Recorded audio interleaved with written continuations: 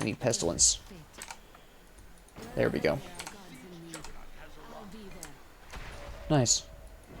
Oh, hello.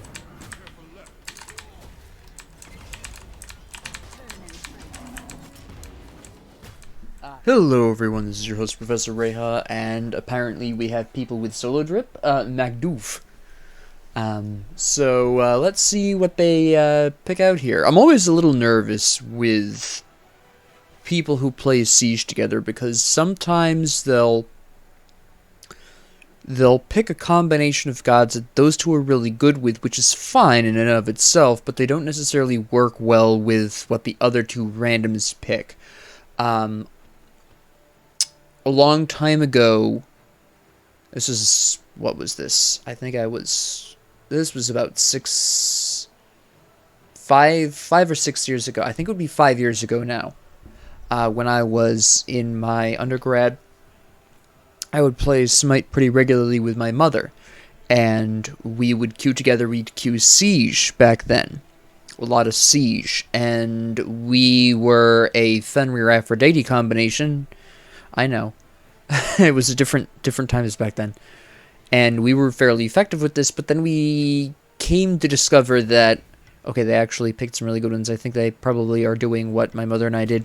But, maybe, I would say a month in, we realized that every once in a while, the randoms that we would be working with didn't adjust, which is fine. We can't really expect everyone to fall over and change who they're going to be or how they're going to play based around us. We wound up picking two different characters we would play fairly consistently. I wound up picking up Ho Yi as my secondary one in case we needed a hunter, since for some reason people at that time didn't like playing hunters in Siege. I don't know why. That was, I think, in Season 2 or 3. It was crazy, but it looks like they have some adjustment that they do to accommodate, which is really nice. We're going to go right for the Sovereignty again. We're going to go for the Magic Shell.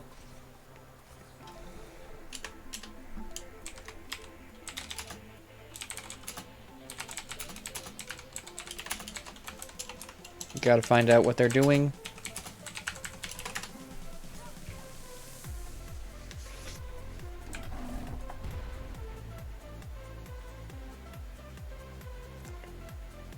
That's hideously useful. I mean, you're paired up with someone. You've got to have a preference. I guess we're going for damage. Okay.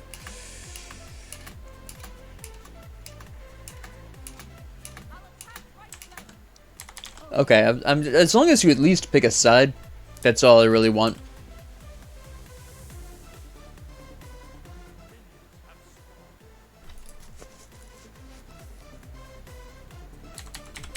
She is a little shorter than on her, which is a little surprising.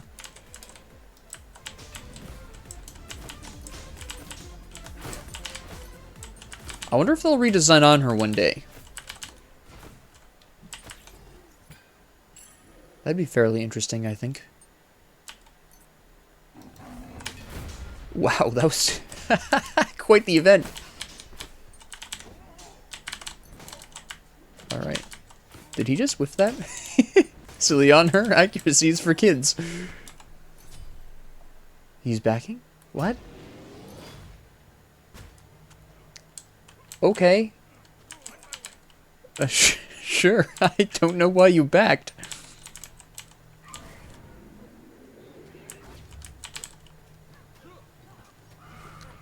Really?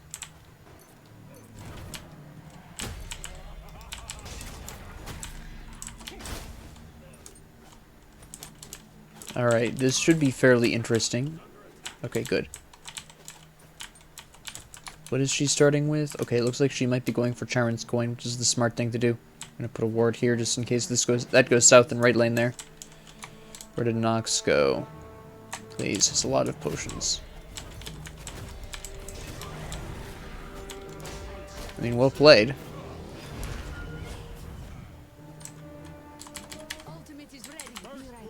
That was really nice. Now what I'm going to do is grab just this, and we're going to go right back in.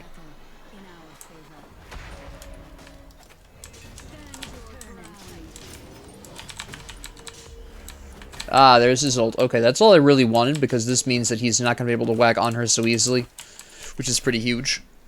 Now, Anher was able to kill the Nox because she just dashed right in, so she had no available escape, and she used most of her abilities on trying to kill me for some strange reason. This is generally why, even in the early game, it's not necessarily a good idea to focus the enemy tank.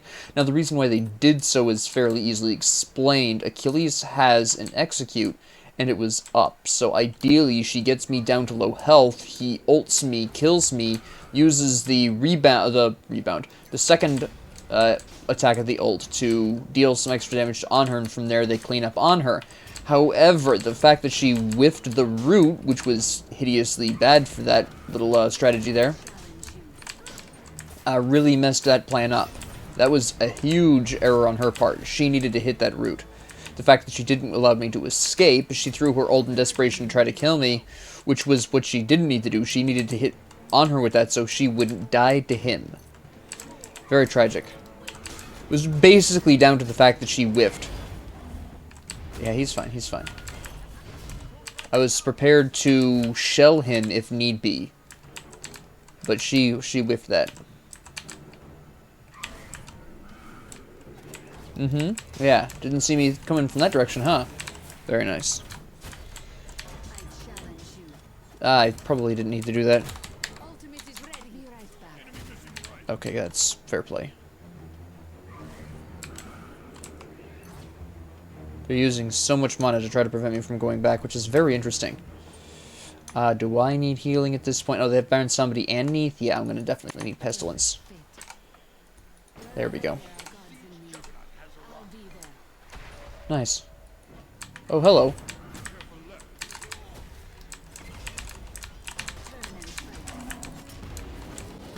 Ah, shoot. Fair enough. I tried, but there wasn't really anything I was going to be able to do about that.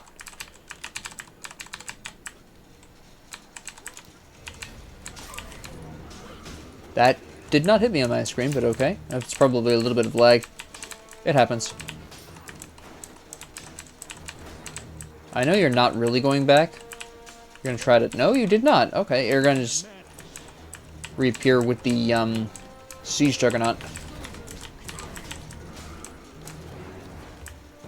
You're not building penetration yet, are you? I'm kind of busy trying not to die at this particular moment, and it's not going particularly hot for me.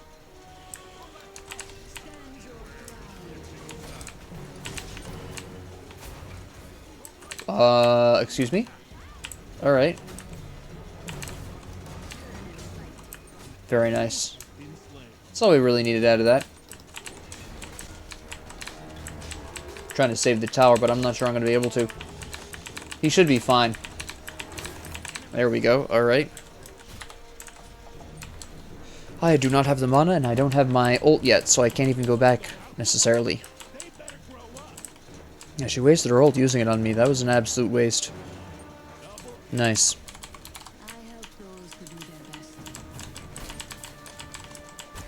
I'm prepared to taunt him should Anher ever get low enough on health.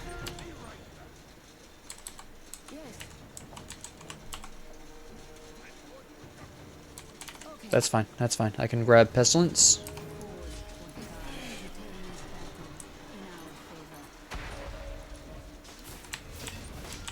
He doesn't need me for the rest of this. I'm going to go back to wave.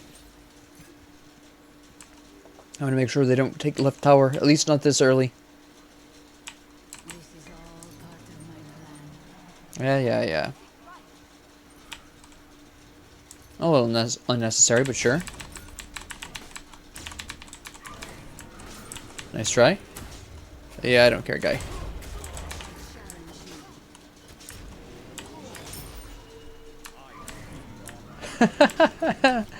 Your predictive ability is unfortunately not that great there, Nox. That takes practice, though. It takes practice to work that up. Definitely not a consistent hunter player, because the ability to lead shots is something you definitely develop very quickly as a hunter. As a hunter main. That was an unfortunate obelisk. That's okay.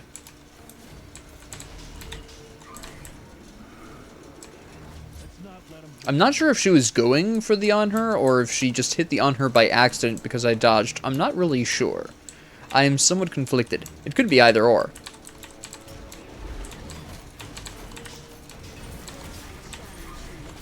Interesting. She doubles down. That's very odd. Why would you double down on that? Strange. Very strange choice.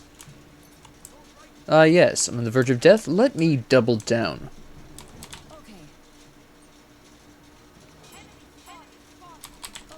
Let's see if we can do something with this, huh?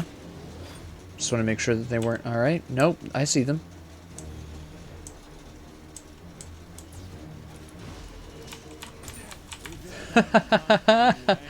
Don't underestimate Athena's damage, even if she's not building any kind of power items at all. Oh, she's really going deep here.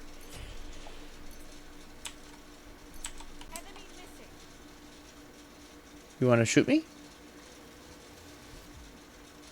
No, she did not. Okay. We need cooldowns.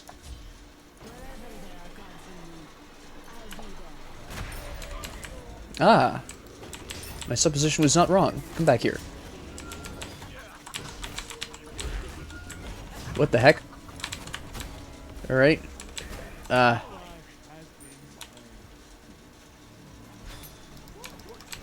Nope. You're not making it out of here. Good play. But if you think I'm going to back off from you, now that I know your ult is down, you got another thing coming. I clear waves a little faster than you do. I also apparently hit harder for whatever reason.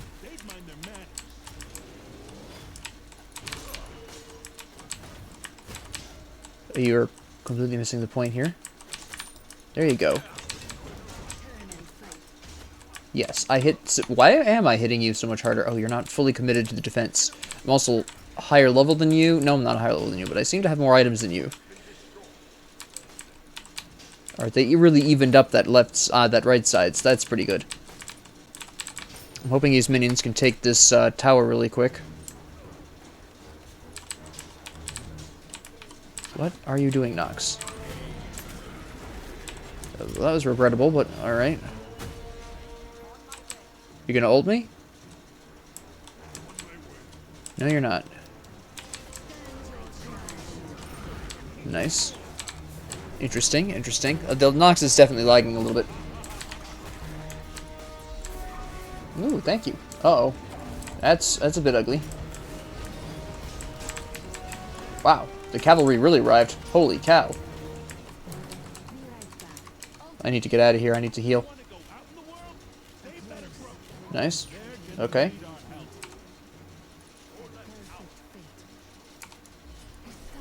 Go for it.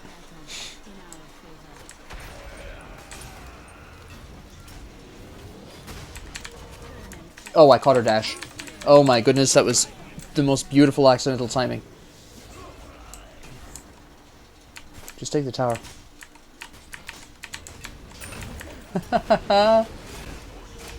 Don't you want to stay and play? It's only a matter of time before Odin gets his ult back. No, we don't need to fight that. That's not worth fighting right now. Absolutely no need. But this Neith, though, she's looking like a snack. Oh, I missed that completely. We're not fighting this? Okay, fair enough. I can understand that.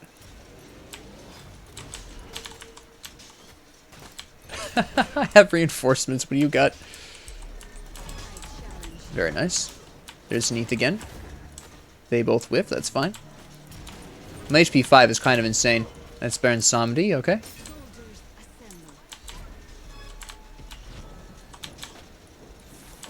Oh, you missed.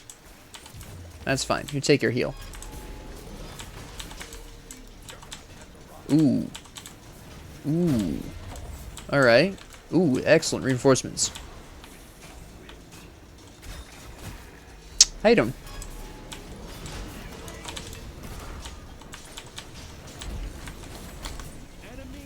Oh, well, I'm in trouble. Very nice. Oh, shoot. Alright.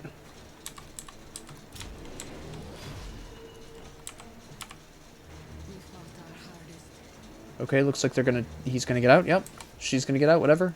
Whoever they are. Give me Odin, give me Odin.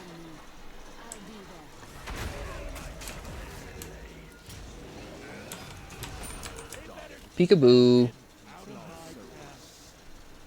Come here, Isis. Eset, whatever. I keep forgetting to change your name. Nice. How'd that work out for you?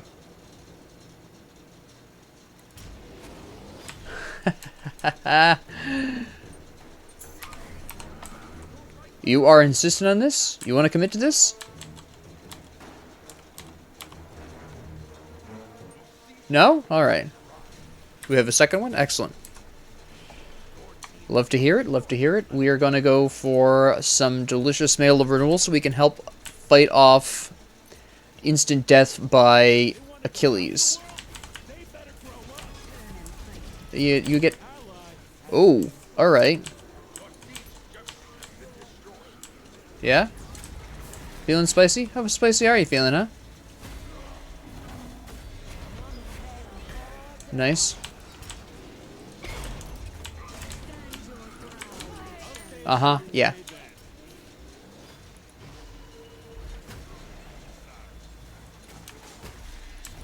Now what are you gonna do, huh? I will save them. Hey, punk. How you doing?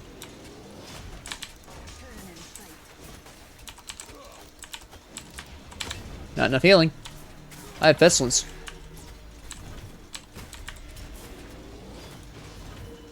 Alright. Ooh, he came back to save me.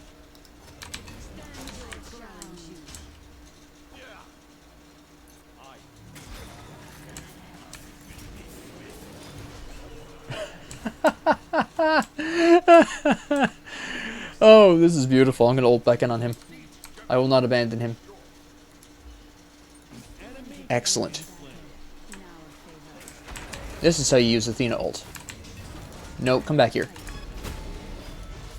You're not going anywhere fast. Oh, that was absolutely fantastic. Amazing. That was stupendous. Let's go. They stayed too long. They're staying too long in their fights. That is their #1 problem. They are staying way too long. From the Nox all the way to the Samdi here. They stay way too long in all of their fights. There is no reason. And even there, he was approaching when he really didn't need to be. Nox was coming in by herself. She doesn't need to be. I can go in there and dive her. Let's go. Yeah, you think I won't? Mess around and find out. Let's go, huh? You want a tango?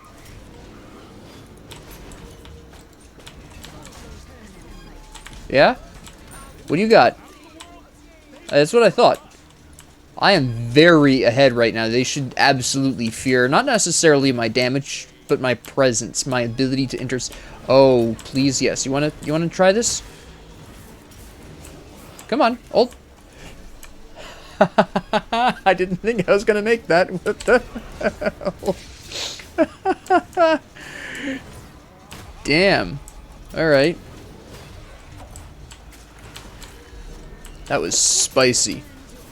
I'm getting a little low on health, but not so low that I have to be too worried. Let's go. Odin's tanking this. Come on. Nice.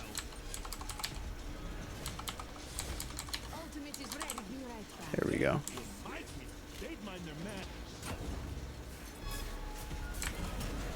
Okay. Fair enough. Yep. I'm all over that retreat. Don't worry about it. They're still chasing. She's taking a lot of damage from them Armenians. Oh no, I underestimated her damage output. Oh, you missed it. Oh no.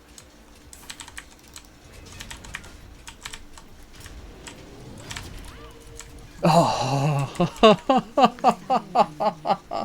So close, so close. Oh, that was great though. That was absolutely fantastic. I'll have Sentinel's Embrace by the time I get out of here though. It'll be fine. I don't necessarily know if I want Sentinel's, what is that, gift or presence or whatever? What is this actually called? Sentinel's Boon, that's the one.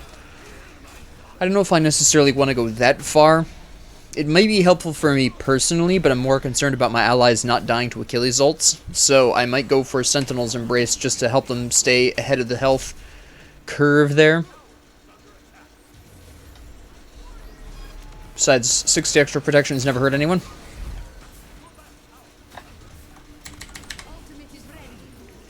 I don't know why she ulted there.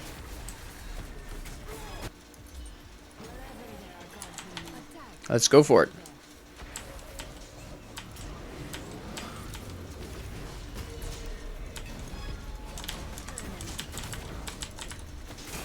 Nope, sorry, you don't get any.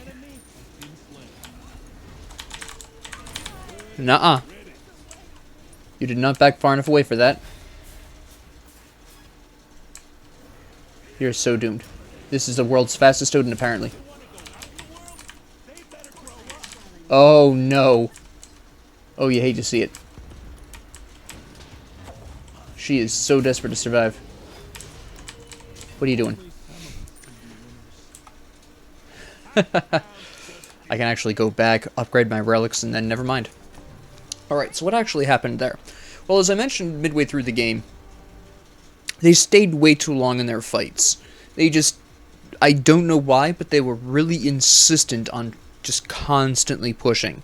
There's... How do I put this? In most games involving conflict, be this a MOBA, be this Counter-Strike, be this FPSs in general, anything in which there is generally conflict, there's a sort of ebb and flow to combat. One side will gain some kind of minor advantage over the other side and push. Now, the side that it has the disadvantage needs to pull back or ebb and let the enemy flow a little bit. And then when the enemy has expended their resources trying to push the advantage they have, the formerly ebbing side now needs to flow. It's very much tidal. That is what combat is. And this is what happens when you are constantly trying to flow, even when you don't have the resources to do so.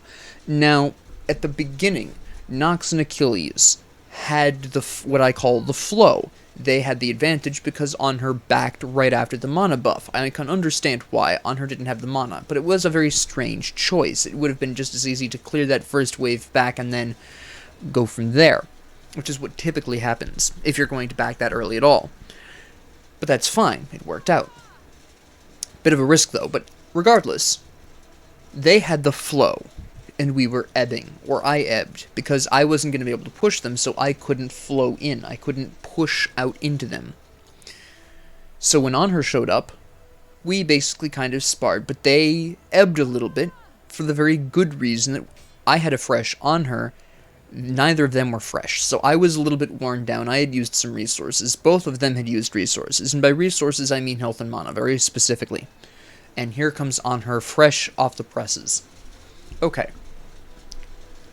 But then they decided for some very odd reason that I had lost enough health that they could flow or attack. They were wrong. Partially.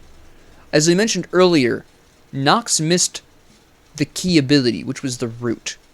Once she missed that, they needed to ebb, but they didn't. They doubled down, they kept flowing when they didn't have the resources to.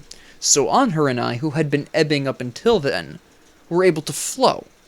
It's kind of a strange analogy, but this is how I always think of combat, and if you try to apply this in any game that involves combat, regardless of what it is, I think you will find it very useful once you get used to thinking of combat that way.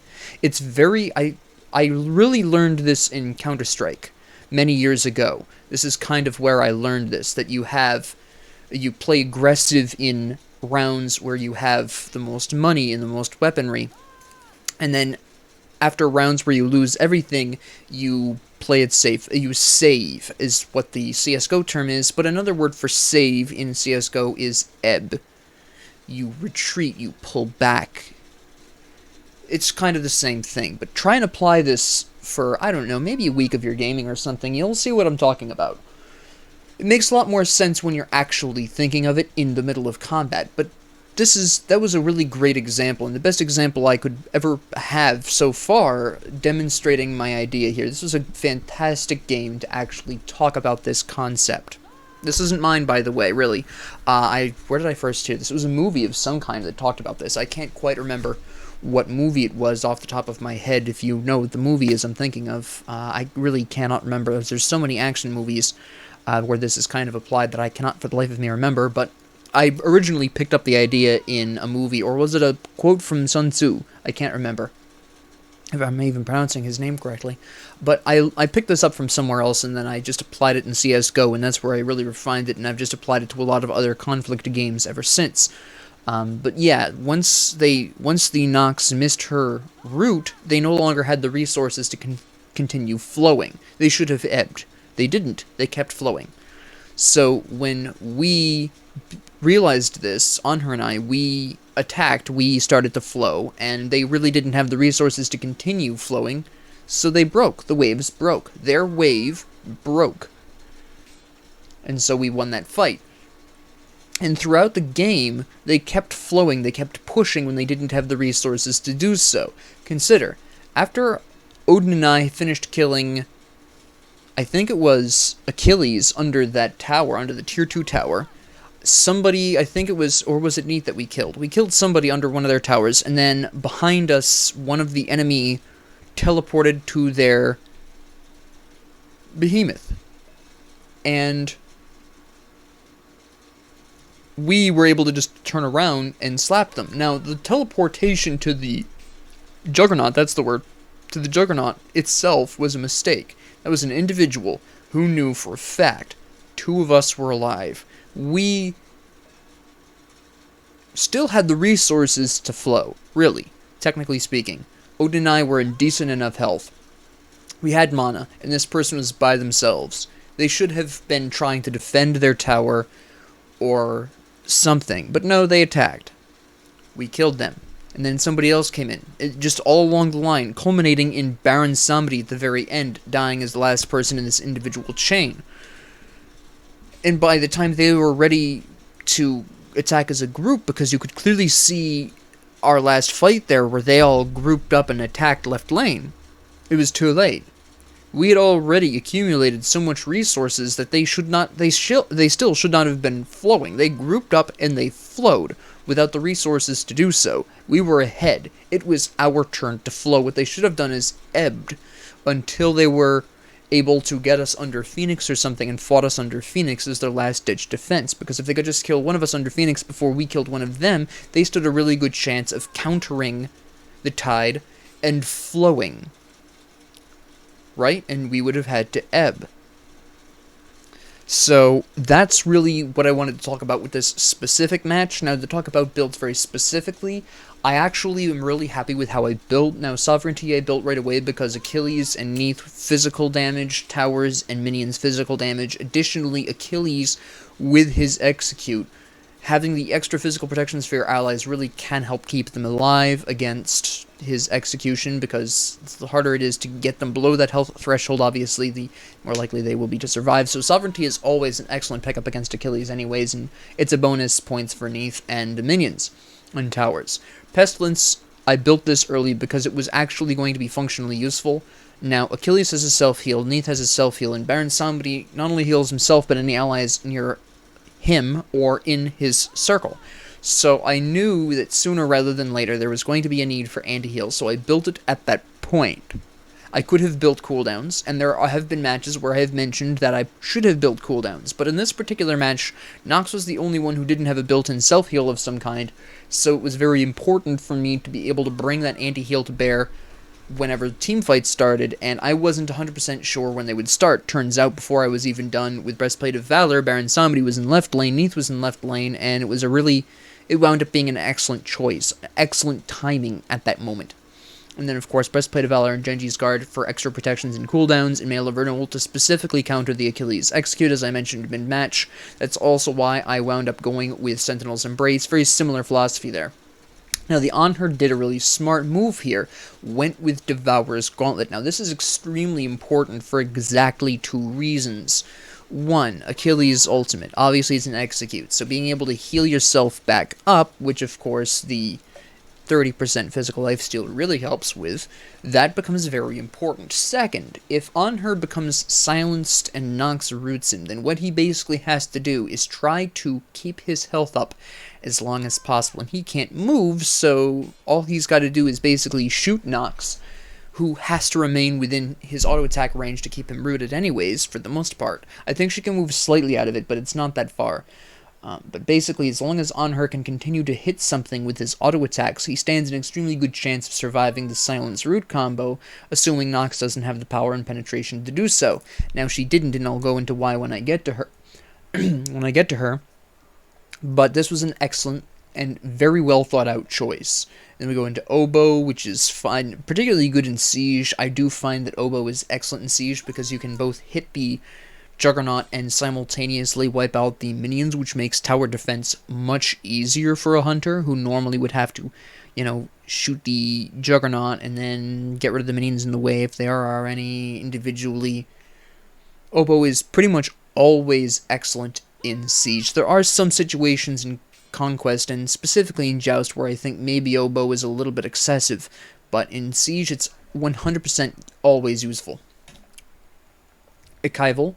Now, this was a bit of a strange choice. I'm pretty sure this was built just for the power, because it certainly wasn't built for the reduction of attack speed. But either way, this is just for the power build, which is fine.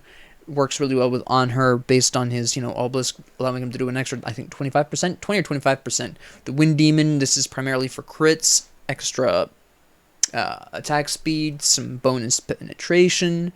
Aussie, which is fine. Now, notice that I haven't really talked about On Her's penetration because he doesn't have a whole lot. He's got 10% out of crits whenever he uses, whenever he gets a crit with Wind Demon, but why didn't that matter? Why did On Her have so much success despite having so few penetration?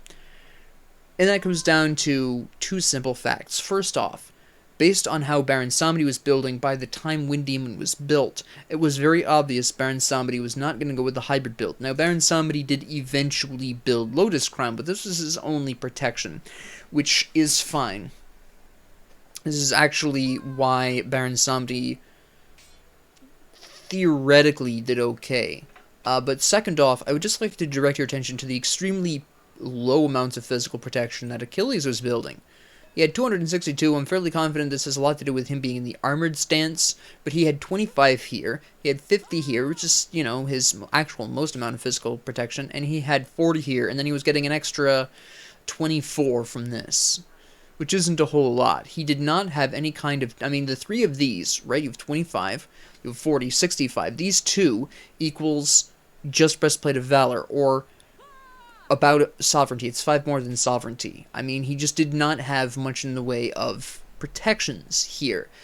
Only Gauntlet of Thebes gave him 50 of either protection, and the rest of this was all giving him under 50 of each protection. This was only 28, this was only 25, this was only 40, and the sledge was conditional. That's only 24 if there's 3 enemies near him. If you're 1v1ing him, he's only got 8 out of this. So he just had very, very low protections. He was clearly building hybrid and not necessarily building it correctly.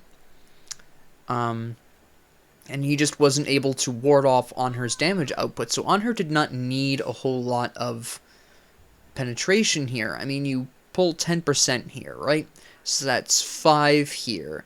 That's 2.5 round up to 8, so that's going to be 8 total. And then over here we have another force that's 12. So 10% penetration was okay. I personally still don't think Wind Demon was necessarily the best choice here. I think maybe... Oh no, he was going to build Deathbringer at that point. Okay, that makes more sense. He was landing up for the future. He built Aussie because he felt he needed more lifesteal against the Achilles execution, and the little bit of flat penetration is really nice as well. And then he was going to build Deathbringer, and then probably do a really good job stomping people. But you'll see Iset building the same way. Flat penetration, some percent penetration. This is probably going to be Rod of Tahuti, which is excellent on Iset, by the way.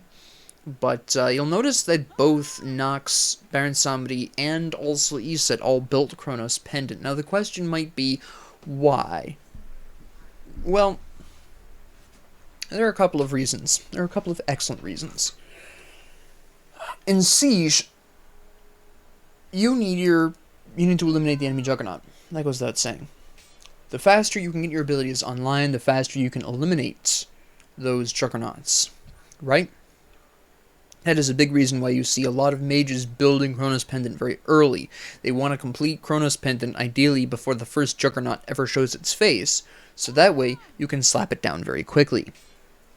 Because the first Juggernaut can do a large amount of huge damage to your chances at winning, because a Juggernaut just has to take two of the towers on your lane, and boom, suddenly not only does your enemy have access to the Phoenix, which is very dangerous, but the enemy has just gotten a huge boost in gold. And what do you have to show for it? Nothing. So the first Juggernaut is often the most pivotal Juggernaut, because of the potential harm it can do to your chances of winning. It can really tip the scales in the early game. And so you'll find a lot of mages build cooldowns specifically for that reason. This is also why Anhur built Oboe so quickly, but he didn't feel necessarily quite so pressured. He needed his lifesteal first for, as we stated, the specifically Achilles' execution reason. But that's why a lot of mages build Chronos Pendant so early, because you don't want to blow your whole kit as a mage on a Juggernaut, have an enemy teleport to that Juggernaut, and then kill you because all your stuff is on cooldown. You don't want that, so you want cooldowns. Alright, so that's totally and completely fine. She then built Divine Ruin because she was in lane against Baron Samedi and Neith, so both have self-heal. Baron Samedi heals a ton.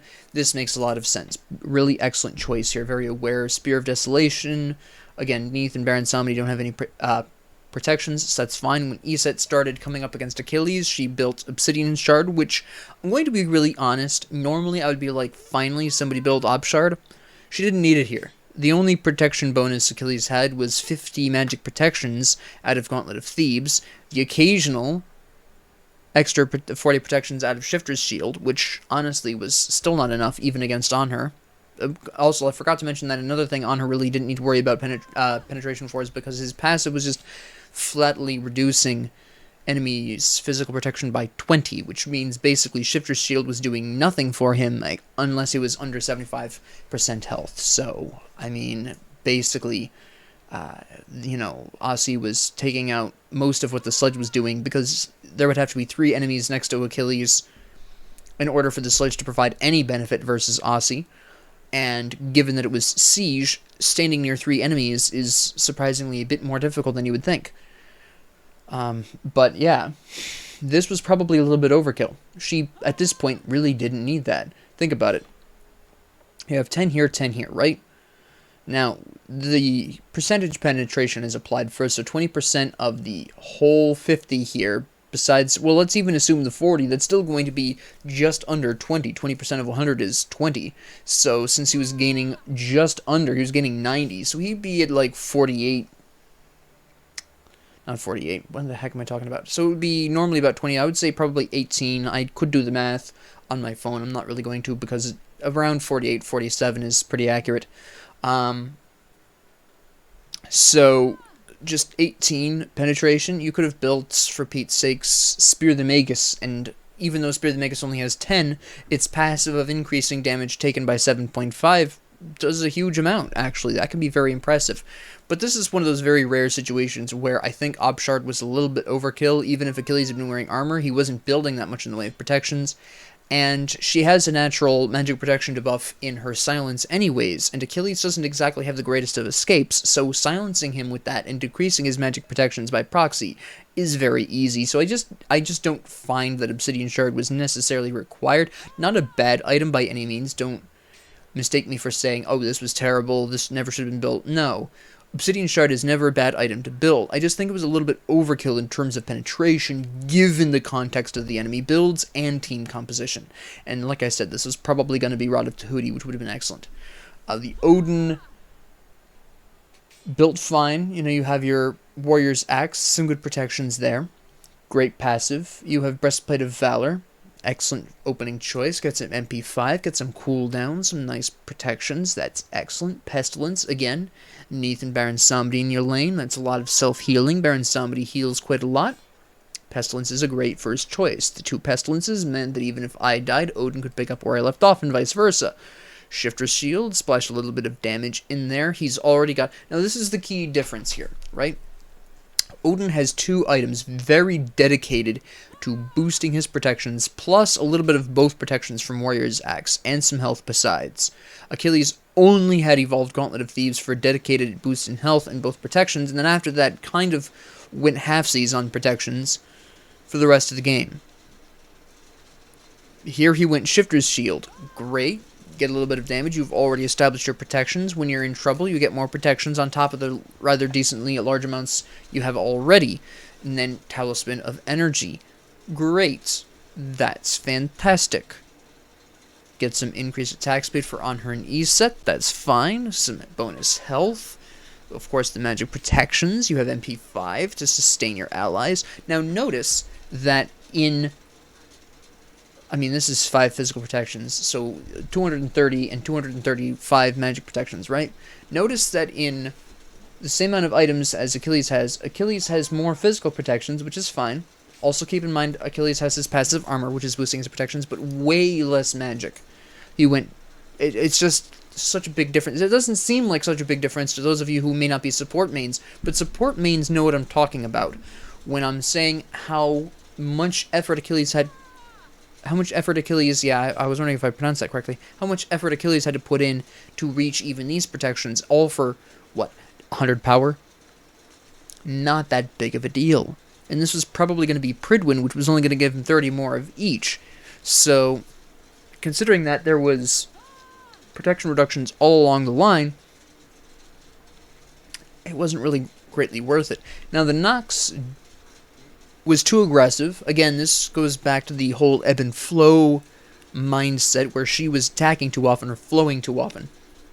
But really, her build is fine. It was just a simple problem of her being way too aggressive of a player, especially in the early game when mages are even squishier. And she didn't even have the levels of lifesteal to justify such aggressive gameplay. It just doesn't make sense. Furthermore, she was going to wind up being overcapped on cooldown reduction, which there was no need to. I mean, you've got Sands of Time, 10%, you have 20% on Chronos, you have 10% here, but once this evolves, unless she's going to go into Alternate Timeline, this is going to become 20% cooldown. And Alternate Timeline is not as great as people maybe sometimes believe. The Protection Splash is nice, but that's about it. The passive itself is useful exactly never. You respawn in the same place with very little health, you're just cannon fodder at that point. Unless your team wins the fight, which is, I mean, if you're having to use Alternate Timeline's passive, your team probably isn't winning the fight. My issues with Alternate Timeline aside, her build was fine. It all just came down to the Nox being way too aggressive. Way too aggressive. And I just think that it comes down to the Nox maybe not being as experienced with Nox specifically. That seems to be how they played. You know, they missed a lot of routes by not being able to accurately predict where I was going. Some a little out-of-pocket ways to go, which is fair, but that's what it kind of seems like to me. So I'm not going to really slam Nox too hard on this. It just seems like the Nox was figuring out Nox. Sournug was probably just trying Nox out, or maybe was fresh starting Nox, really not sure where they were going with her. Neith, again, pretty standard build. The Neith probably did the best. However, I would like to point out a very odd choice here in items. You probably have already seen it. Why would you build Brawler's Beatstick after Oboe, which focuses on auto attacks, and before Chin Size, which also focuses on auto attacks? Now, I understand that you're looking for the 40 power here and the 15 penetration, but Toxic Blade increases your attack speed, which, frankly, at this point would have been more useful, and provides you with 10 flat penetration. Right? You already have Transcendence. You don't necessarily need the 40 power that Brawler's Beatstick is going to offer you. The attack speed out of Toxic Blade would have worked just fine for you. It's just a little bit of incongruity in the Neith build, which doesn't make a whole lot of sense. I understand why this was built, and it's not necessarily a bad item, but to have it sandwiched, ironically, between 2 items that focus on auto attacks is very odd, and it just in context of the build, it makes less sense than Toxic Blade. I think if I were her, I would have doubled down on Toxic Blade, gotten Chin Size, and then maybe gone for Silver Branch Bow afterwards, because when you hit somebody with the self-heal, I'm pretty sure it boosts her attack speed now. So I just would have personally picked Toxic Blade there, but that's a personal preference to some extent. The Baron Samedi, again, pretty fine build. It just came down to him being too aggressive like everyone else. Most of the team's issues, with the exception of the Achilles not building enough protections really to withstand Iset and Anhur, because they have the ability to additionally reduce your protections, and I don't think Achilles adjusted for that properly. Beyond the Achilles, the rest of them mainly had problems with playstyle and the fact that they only had one frontline. That's something else that I actually want to talk about really quickly before ending this, is Achilles was their only real frontline, so Achilles being their only tank was basically cannon fodder for us to just dump all our damage on if we needed to. And what is even more pivotal here, though, is not even necessarily that we could single out and eliminate the Achilles without interference from another frontline. It's the fact that several of us were very easily able to loop around the Achilles and hit the back line. I'm the support, and I was able to do that, right? And the Achilles, when building hybrid like this, shouldn't necessarily be trying to fight alone. And yet he often was winding up doing so because either Odin and I were fending off their backline so our frontline could single out and eliminate Achilles by themselves, or alternatively, Anhur or Iset was wreaking havoc in the backline or using an ult or whatever. One frontline alone is not going to keep your backline alive. You need, at least in Siege, two frontlines. Even if that other frontline had been a hybrid assassin, that would have been enough to at least alleviate some of that responsibility off of Achilles and make it more difficult for us to access the enemy backline, which is exactly what they were trying to avoid. But with that being said, that's about all I really have to say about this particular match. I'm very excited that I was able to really have a great couple of examples for the ebb and flow idea. Please try it. Please think of fights this way. Okay, we're down on the resources, we need to ebb. Okay, they've just used all their resources, trying and failing to attack us. They're breaking upon our shores, now we flow. Right? Try it. For a couple of weeks. Or even a day, just try it. Thank you all very much for listening to me. If you like this, please like and subscribe. If you didn't, please ignore me. Please leave any comments, questions, concerns, ideas, suggestions, or opinions down in the comment section below. I do like to hear them. And thank you all very much for joining me. Have a great 24 hours.